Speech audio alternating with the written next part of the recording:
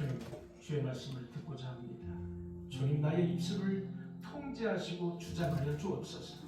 오직 하나님만이 앞서서 말씀하여 주옵소서. 알아들을 수 있는 지혜를, 알아들을 수 있는 마음을 우리에게 허락하여 주시옵소서. 예수 그리스도의 이름으로 기도하옵나이다. 아멘. 할렐루야. 아멘. 오늘은 여러분과 지난주부터 사실은 아주 중요한 그런 여러분들이 아주 어렵게 생각하는 그런 부분을 함께 말씀을 나누고자 해요.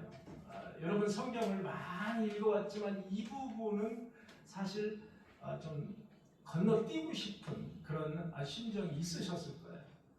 지난주에는 느부갓네살, 바벨론의 느부갓네살 왕에 대해서 그가 얼마나 악독한 정치를 했고 공포 정치를 했는가, 그런 부분에 대해서 하나님은 그를 어떻게 사용하셨는가, 하나님은 그를 몽둥이 찜질 하나의 도구로 사용하셨다는 거예요. 느부갓네살을 몽둥이로 사용하셨어요. 말씀을 듣지 않고 우상 섬기고 교만한 이스라엘 백성들을 그를 통하여, 느부갓네살을 통하여 징계하시는 그 수단으로 사용하셨다는 거죠. 그래서 오늘은 이제 바벨론 이어서 이제 페르시아가 되겠습니다. 사실 페르시아가 아니고 메데바사입니다. 메데바사라는 나라가 있었고 그 이후에 이제 페르시아가 있었어요.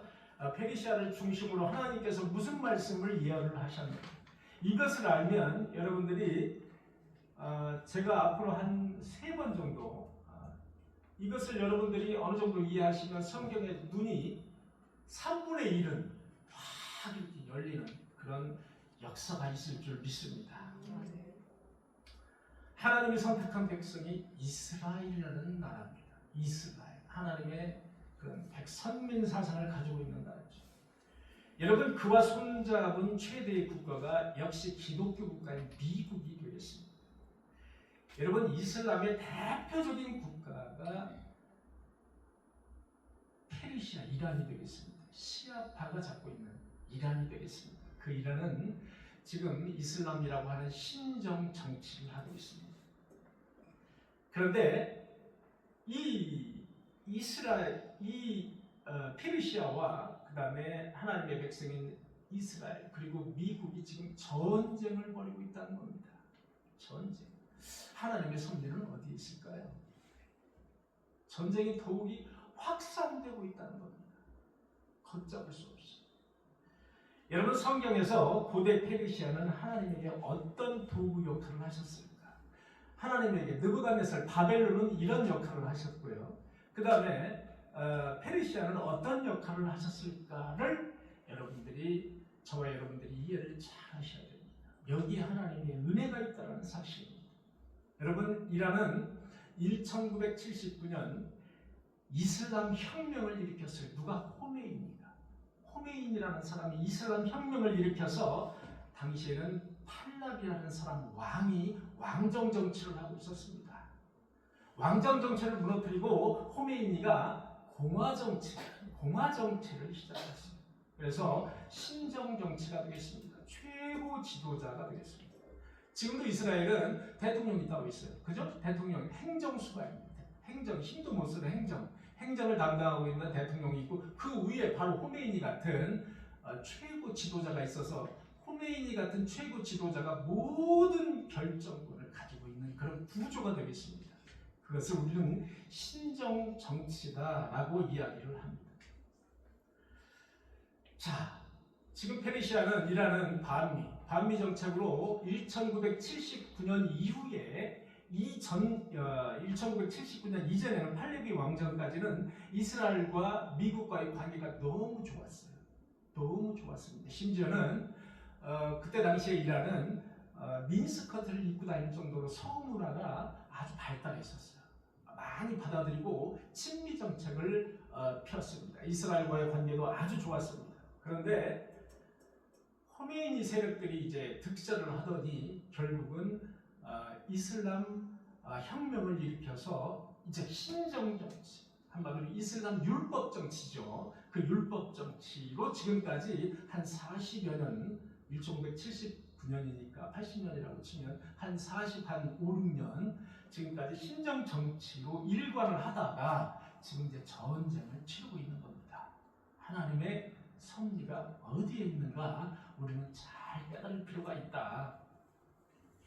오늘은 첫째 시간으로 이란이라는 하나님께서 하나님의 역사적 도구의 역할을 했던 페르시아, 고대 페르시아, 이란, 그 중에서도 고레스 왕의 탄생 과정을 우리가 보지 않으면 이 성경을 이해하는데 난해합니다. 약간 난해한 그런 게 있어서 여러분들과 함께 이 아케네메스 왕조를 이제 시작한 이 고레스 왕, 대왕이라고 그러죠. 대왕에 대해서 여러분과 함께 잠깐 도표를 한번 보도록 하겠습니다. 한번 넘겨주시기 바랍니다.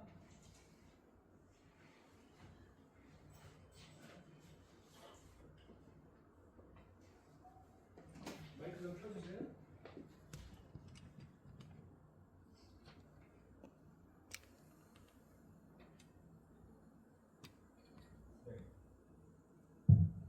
네, 여러분 잘 보이시나요?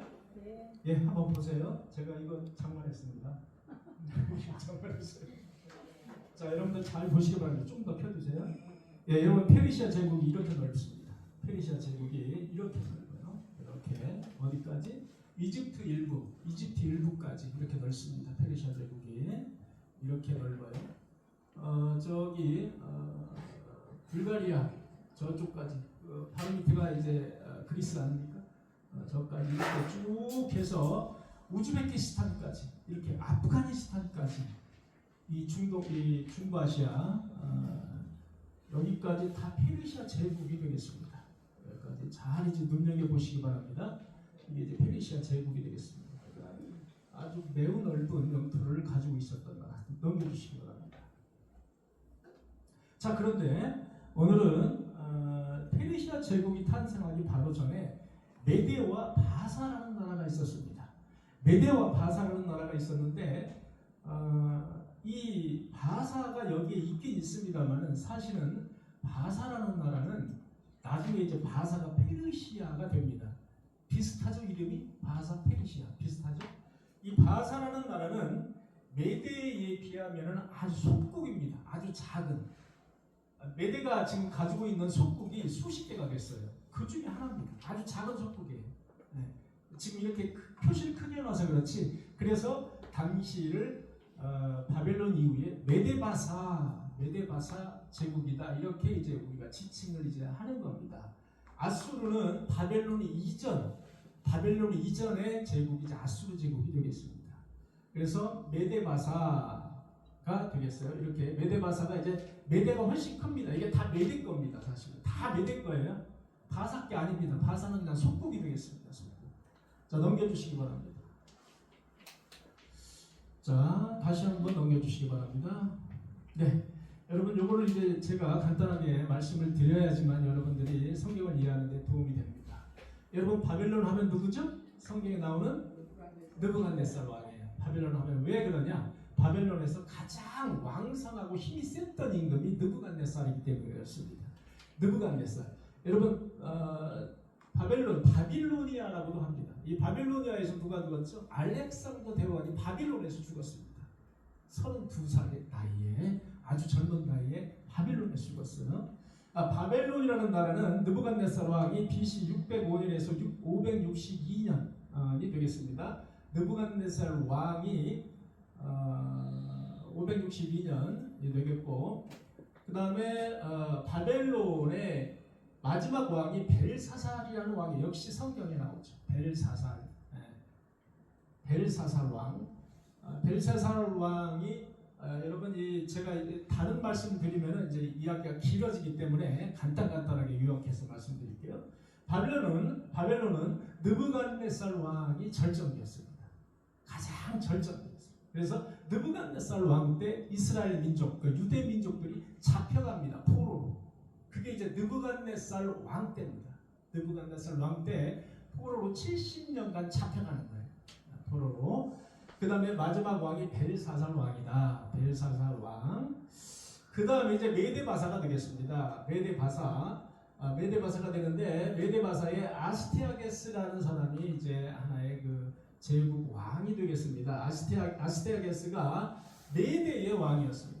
아스티아게스라는 사람을 잘 기억해 두시기 바랍니다. 여러분 한번 발음을 해볼까요? 아스티아게스. 예, 아스티아게스입니다.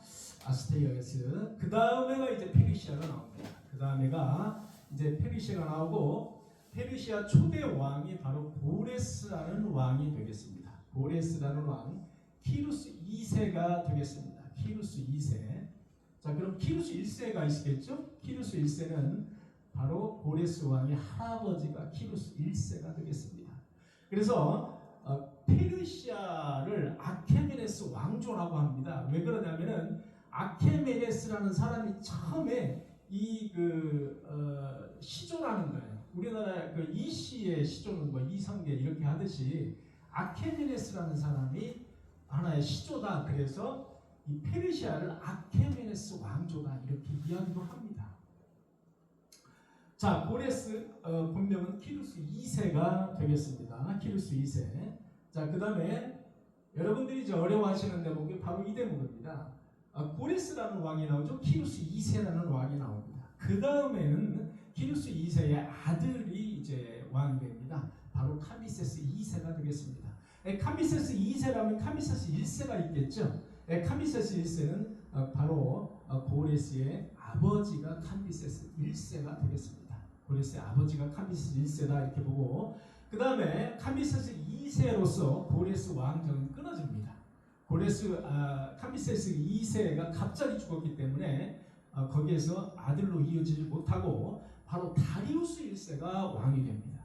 그래서 지금 현재 이란의 여러 가지 문화, 농업 또 여러 가지가 튼튼하게 되어 있는 그 이유는 바로 이 다리우스라는 왕 때문에 그렇습니다. 이 다리우스가 자기가 고레스의 어떤 그 정통 그 왕이 되지 못했기 때문에 카미세스 2세의 가장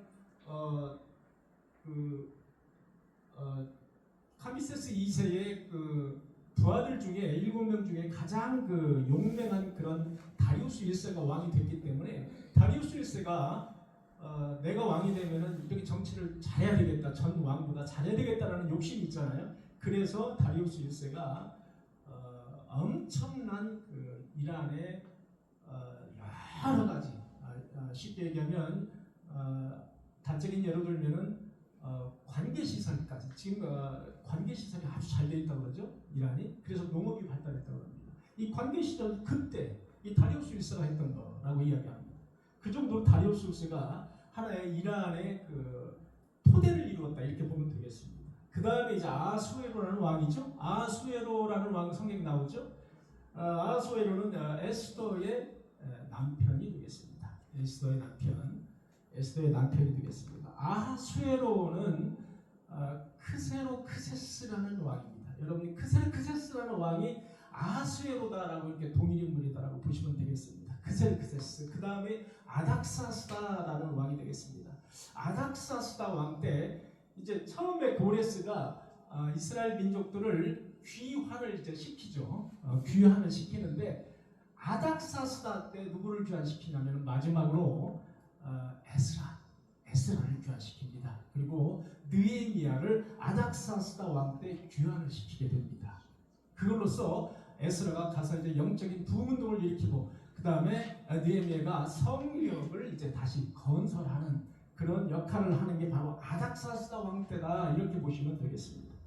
그 다음에 마지막 왕이 다리우스 3세가 되겠습니다. 다리우스 3세 때 바로 누구로부터? 알렉산더 대왕으로부터 정복을 당합니다. 그래서 알렉산더 대왕이 여기 있는 모든 왕들의 무덤을 다 파헤칩니다. 모든 무덤을 다 파헤쳤는데 하나만 파헤치지 못했어요. 누구? 고레스 왕 무덤을 파헤치지 못했습니다. 왜 그러냐면 알렉산더가 그렇게 파헤친 이유는 다시는 너네들이 그 왕을 중심으로 건설하지 못하도록 그렇게 했는데 고레스 왕의 그 무덤 앞에 가봤더니 무덤 앞에 묘비에 이렇게 써 있는 거예요. 묘비에 이 무덤을 파헤치는 자는 너의 무덤도 나중에 파헤칠 것이다. 이렇게 묘비에 써 있는 겁니다. 그것을 딱 보고 알렉산더 대왕이 거기에 무릎을 꿇고 경배하고 물러섰다는 거예요. 그래서 지금도 여러분 이란에 가면 고레스 왕의 무덤이 그대로 살아 있습니다. 그래서 넘겨주시기 바랍니다. 자, 그 다음에 이렇게 알렉산더 대왕이 페르시아를 정복하게 됩니다. 알렉산더 대왕은 이렇게 336년부터 323년까지 아주 짧은 시간을 정복을 했어요. 이 세계를 이렇게 짧은 시간에 정복하다가 아까 말씀드렸다시피 32살의 나이에 바벨론에서 풍토병에 걸려서, 그러니까 고열이 나고 어떤 학자들에 의하면 말라리아에 걸려서 장티푸스에 걸려서 고열 때문에 죽었다, 이렇게 이제 말하고 있어요. 아주 젊은 나이에 죽었어요. 그 뒤를 이어서 셀레쿠스 왕국과 프톨레미 왕국이 이제 갈라집니다. 서로 잘났다고 알렉산더 대왕이 어느 날 갑자기 죽게 되니까 이렇게 두 개의 왕국으로 갈라지는 거예요. 그래서 여러분들이 잘 아다시피 이 프톨레미 왕국은 뭐예요? 이집트가 됩니다. 이집트가 되는 거예요. 이집트에 누가 있어요? 클레오파트라 7세가 있습니다. 여러분들이 잘 아는 클레오파트라는 클레오파트라 7세를 의미하는 겁니다. 클레오파트라 7세, 이 마지막 왕이죠. 이집트의 마지막 여왕이 클레오파트라입니다. 그래서 셀레쿠스 왕국은 시리아를 비롯해서 지금 유럽의 일부 지방을 차지했고, 프톨레미 왕국은 이집트를 차지해서 지금 현재 이집트가 지금 되어 있는 겁니다. 그 다음에 헬라 제국에 이어서 로마 제국으로 넘어갑니다. 그래서 로마 제국은 여러분들이 잘 아시다시피 아우구스투스라는 옥타비아누스라고 그러죠. 옥타비아누스, 줄리아 시저, 여러분 잘 아시는 시저 케이사르라고도 하죠. 줄리아 시저의 양아들이 되겠습니다. 줄리아 시저가 브루투스에게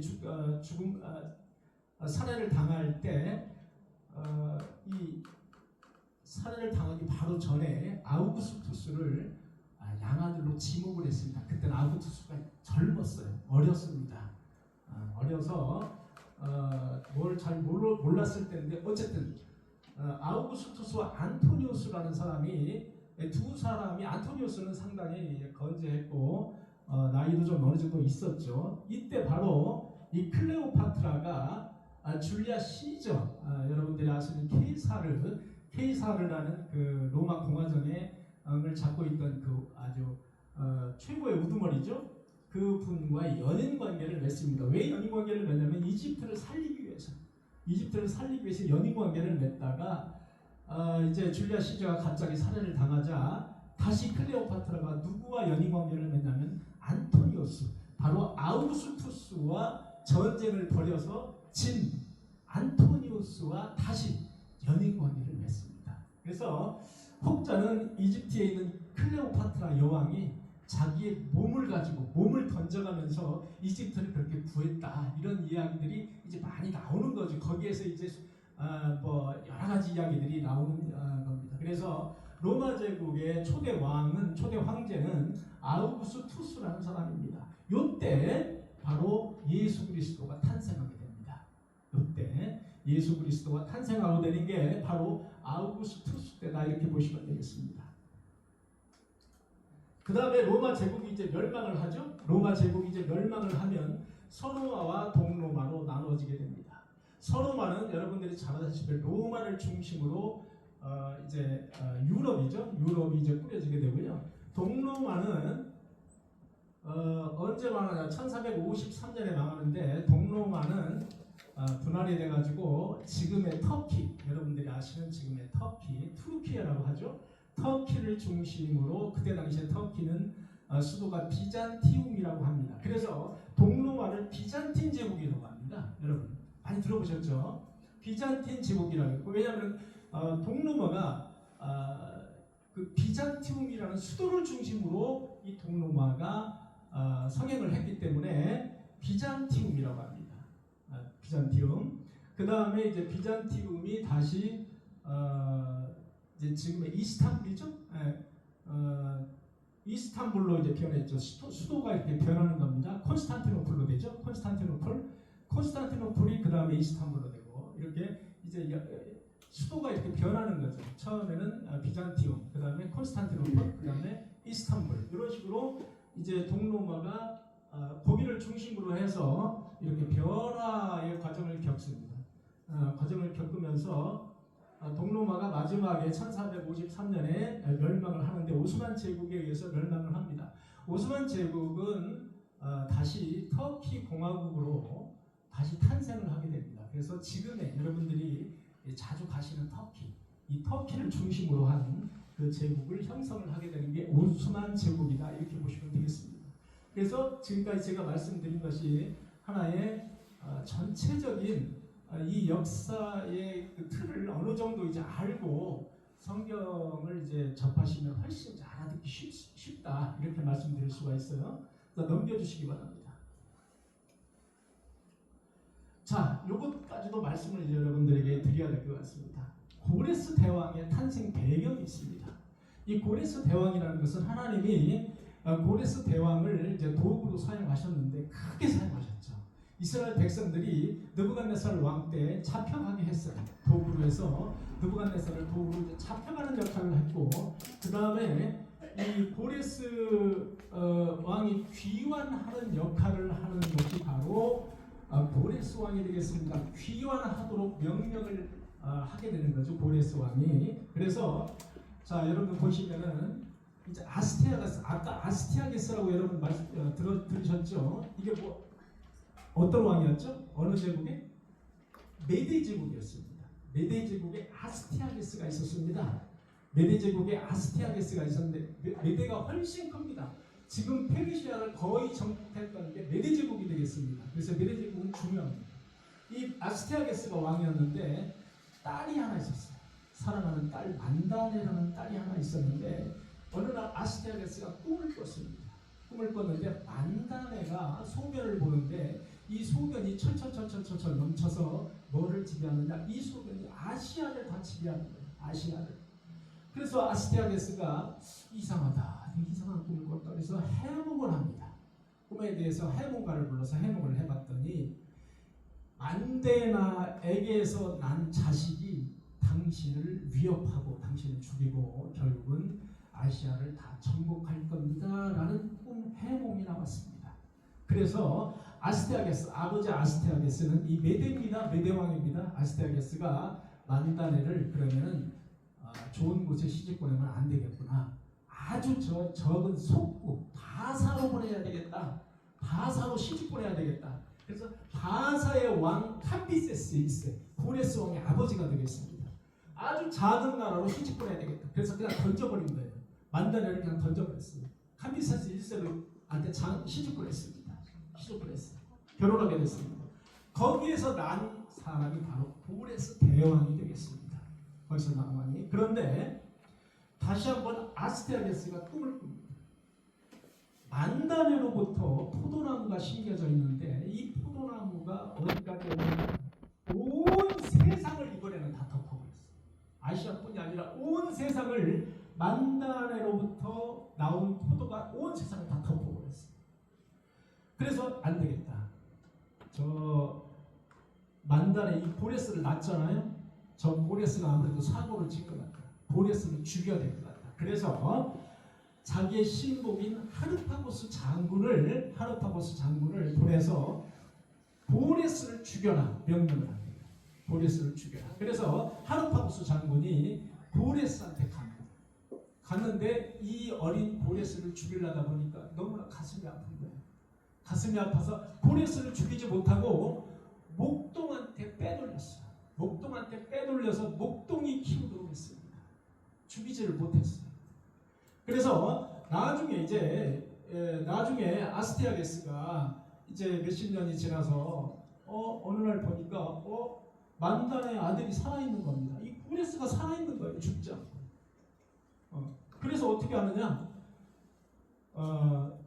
저놈이 하르파고스에게 내가 당했구나. 저 하르파고스를 내가 죽여야 되겠다. 저놈을 내가 징계해야 되겠다 싶어서 하르파고스의 아들을 잡아다가 죽입니다.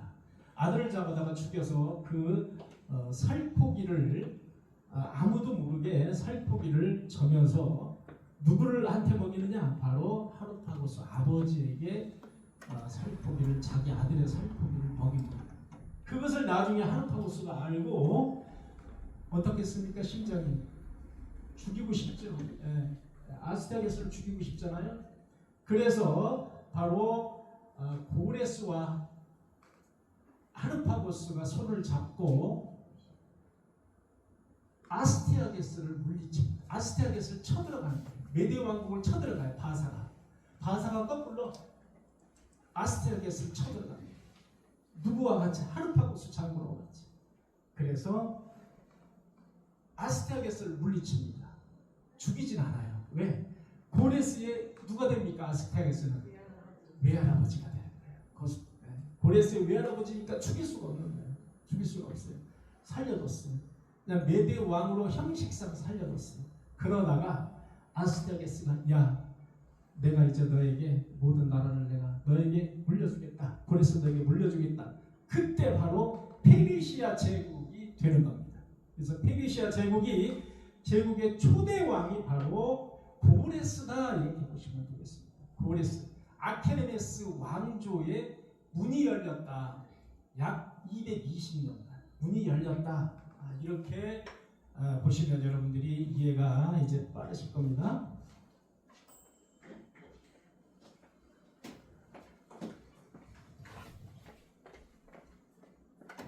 네, 그래서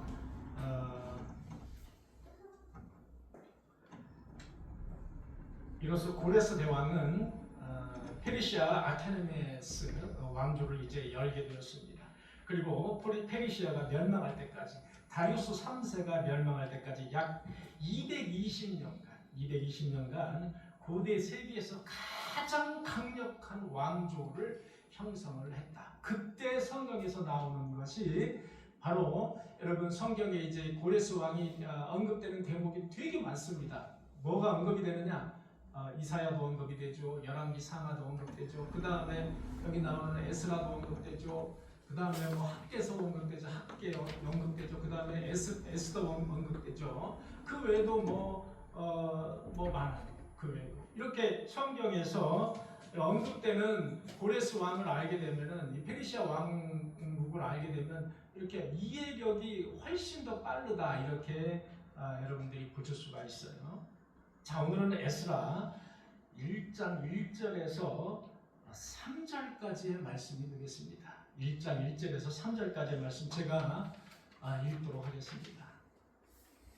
바사왕 고레스 원년에, 고레스 원년이라는 건 고레스가 왕이 된 직후입니다. 그 해입니다. 그 해에 여호와께서 예레미야의 입을 통하여 하신 말씀을 이루게 하시려 바사왕 고레스의 마음을 감동시키네. 그가 온 나라에 공포도 하고 조소도 내려 이르되 감동시켰다는 거예요. 고레스의 마음을 감동시켰어요. 바사왕 고레스는 말하노니 하나님에게 감동을 받은 고레스는 이렇게 말합니다. 하늘의 하나님 여호와께서 세상 모든 나라를 내게 주셨고 여러분 어떻게 하나님을 믿지 않는 고레스가 이렇게 말할 수가 있습니까? 이렇게 말할 수는 없는 겁니다. 왜 이렇게 말할 수가 있었느냐? 하나님에게 감동이 됐기 때문에 이렇게 말할 수가 있는 거예요. 하나님에게 감동이 됐기 때문에 여호와께서 세상 모든 나라를 내게 주셨고 나에게 명령까지 하셨다는 거야. 나에게 명령하사 유다 예루살렘의 성전을 건축하라 하셨나니 예루살렘의 성전을 건축하라. 누구에 의해서 예루살렘 성전이 멸망이 됐습니까? 파괴가 됐습니까? 바벨론에 의해서. 바벨론 누구? 느부갓네살에 의해서 예루살렘 성전이 파괴가 됐어요. 성전, 성벽 다 파괴됐습니다. 이스라엘의 하나님은 참 신이시라. 이제 고백하는 거예요. 고레스 왕이 어떻게 이렇게 고백할 수 있어요? 아니 하나님을 믿지 않는 이 고레스 왕이 어떻게 이렇게 고백을 합니까? 이스라엘의 하나님은 참 신이시라. 너희 중에 그 백성된 자, 이스라엘 백성들이죠? 백성된 자는 다 유다 예루살렘으로 올라가 이스라엘의 하나님 여호와의 성전을 건축하라. 여러분 하나님이 보실 때 예루살렘 성전을 건축하는 게 얼마나 중요했는지를 알 수가 있는 대목이에요. 자 그러면 예레미야 입을 통하여 하신 말씀이 뭐냐 이거야. 예레미야의 입을 통하여 하신 말씀이 뭐냐 이거지. 그것을 제가 보도록 하겠습니다. 예레미야 25장 11절에서 12절의 말씀. 예레미야 25장 11절에서 12절의 말씀, 이런 말씀이 있어요. 이 예레미야 예언자의 말씀을 이루기 위해서 제가 읽겠습니다. 이 모든 땅이 폐허가 되어 놀랄 일이 될 것이며, 이 모든 땅이 어디예요? 이스라엘을 이야기하는 거예요. 유대. 이 모든 땅이 폐허가 된다는 거예요. 예레미야는 이렇게 예언을 하고 있는 거예요. 폐허가 된다는 거예요. 그게 놀라지 말라는 거예요. 놀랄 일이 아니라는 거예요. 이 민족은 70년 동안 바벨론 왕을 섬기리라. 이 민족은 70년 동안 바벨론 왕을 섬기리라. 맞죠? 70년 동안 바벨론의 누구 왕까지? 벨사살 왕까지. 벨사살 왕까지 70년 동안 바벨론 왕을 섬기리라 하신 예레미야의 그 말을, 그 입을 통하여 하신 말씀을 이루게 하시려고 라는 말입니다. 그 다음에 또 예레미야 29장 10절에 이런 말씀이 있어요. 여호와께서 이와 같이 말씀하시느니라. 바벨론에서 70년이 차면, 바벨론에서 느부갓네살에서부터 벨사살 왕까지를 이야기하는 거예요. 70년이 차면 내가 너희를 돌보고, 내가 너희를 그때 이제 돌보겠다. 어떤 하나님이 약속하신 70년이라는 시간이 차야 된다는 거예요. 차면 내가 너희를 돌보고 나의 선한 말을 너희에게 성취하겠다는 거예요. 내가 약속한 말을 너희에게 성취하겠다는 거예요. 성취하여 너희를 이곳으로 돌아오게 하리라. 이곳이 어디예요? 이스라엘. 하나님의 택한 백성, 하나님의 택한 땅 가나안 이스라엘이에요. 이스라엘로 돌아오게 하리라. 귀환이에요. 이렇게 하나님은 예레미야 입을 통하여 하신 말씀을 이루게 하시려고 고레스 왕을 감동시킨 분이에요. 감동시키셨던 바벨론의 포로였던 이스라엘 백성들을 바벨론으로 바벨론의 느부갓네살로 징계를 하셨어요. 하나님은 이렇게 믿지 않는 성도를, 믿지 않는 그런 어떤 여러 가지 사람뿐이 아니겠죠. 다른 사람일 수도 있고 어떤 수단을 동원하셔서 징계를 하신다는 사실을 여러분 아셔야 됩니다. 여러분 하나님을 믿다가 하나님의 택한 백성이, 여러분 유기된 자는 해당이 없습니다. 유기된 자는 해당이 없어요. 유기된 자는 하나님이 돌보시지 않습니다. 하나님이 택한 백성 이야기예요. 하나님의 택한 백성이 교만하고 우상을 섬기고 하나님의 말씀을 청종하지 않아요. 그럴 때는 어떤 일이 벌어지느냐? 하나님을 믿지 않는 이방의 어떤 수단, 또는 하나님을 믿는 사람도 마찬가지예요. 하나님을 믿는 사람을 동원해서 징계를 하신다는 이 원칙을 여러분들 알고 계십니다. 이 원칙을 모르면 하나님을 믿는데 나는 하나님을 믿는데 왜 나는 이렇게 어려운 시험을 나에게 주시고 왜 나에게 이런 곤란한 그런 일을 겪게 하시지? 성경의 원리를 모르기 때문에 그렇습니다. 아니, 저 하나님을 믿지 않는 저 사람들은 뻔뻔하게 잘 사는데, 아니 하나님을 모르는 사람들은 저렇게 잘 되는데, 아니 하나님을 믿는 나는 왜 이렇게 사는 거야? 이런 말이 나온다는 거지. 이런 말이. 왜? 성경을 모르니까. 성경의 원리를 모르니까 그런다는 거지. 하나님의 택한 백성은 그렇다는 거예요. 하나님의 택한 백성은 하나님을 떠나잖아요. 하나님을 떠나면 하나님께서 반드시 징계하게 되어 있습니다. 반드시 징계하십니다. 돌아오라고 징계하게 되어 있습니다. 물질적인 징계든 경제적인 징계, 어떤 식으로든지 징계를 하십니다. 저는 제 스스로가 그것을 겪은 사람이기 때문에 너무 잘 알아요. 저는 그것을 스스로가 겪었기 때문에 저는 완전 밑바닥까지 두세 번까지 내려갔다 왔어요. 저는 그때 잘 몰랐어요. 왜? 교회를 헛다녔으니까. 여러분 교회를 그냥 시계바늘처럼 시계 불알처럼 왔다 갔다 안 했어요. 성경을 무슨 그런가 보다. 목사님의 말씀 한 10분 정도 들으면 졸리기 시작합니다. 그래서 제가 이런 말씀을 강조를 지금 하고자 하는 거예요. 내가 목사가 되고 나서 내가 꼭 성도들에게 이런 말씀을 꼭 해야 돼. 이런저런 말씀을 해야 되겠다. 그 중에 하나가 바로 성경의 원리입니다. 원리. 성경 원리. 그리고 우리는 하나님을 믿잖아요. 시간을 투자하고 헌금도 드리고 여러 열정도 우리가 한마디로 해서 쉬운 말로 투자를 하잖아요. 하나님에게 투자하는 거예요. 헛것이면 어떻게 돼요? 헛것이. 여러분 헛것이면 어떻게 됩니까? 다 쓸데없는 거면 어떻게 돼요? 여러분들 저나 여러분들이 나중에 천국에 가야 되잖아요. 천국에. 우리의 목표는 천국 가는 거예요. 이거를 교회가 간과하면 아무것도 아닌 거예요. 여러분 아무것도 아니에요. 이거 간과하면 안 됩니다. 우리의 목표이자 목적이에요. 여러분 천국 가야 되는 거예요. 천국 가야 돼요. 저는 평신도 생활을 하면서 이렇게 강조하는 그런 목사님들을 많이 만나보지 못했어요. 제가 만난 목사님들이 그런지 모르겠지만 제가 그래서 오죽했으면 여러분 여기 교회에 처음 문을 열 때 여러분들에게 말씀드렸잖아요. 뭐 하기 위해서? 천국 가기 위해서 내가 교회를 문을 열었습니다. 그렇게 말씀드렸어요. 여러분 천국까지보다는 말짱 헛거 아니에요. 말짱 헛거예요. 여러분 우리가 이렇게 믿는 신앙이 헛거예요. 여러분 모두 천국 가셔야 됩니다. 천국 가셔야 됩니다. 이제 어디까지 하다가 또 여기까지 또 흘러왔죠. 예. 그래서 이렇게 70년이 지난 후 예레미야의 예언대로 하나님께서는 이렇게 이방인 왕들을 도구로 사용하셔서 말씀을 이루시는 그런 하나님이시라는 것을 알 수가 있어요. 하나님은 고레스 대왕을 수단으로 사용하셨어요. 이처럼 역사의 주관자이신 하나님은 고레스라는 이방 왕을 동원해서 당신의 백성들을 건지셨습니다. 당시 이스라엘 백성들에게 인생이라는 입구가 보이지 않았어요. 여러분 생각해 보세요. 70년이 지났어요. 여러분 70년은 세대가 바뀌어도 몇 세대가 바뀌는 거예요. 70년이 지났어요. 입구가 보이지 않아요.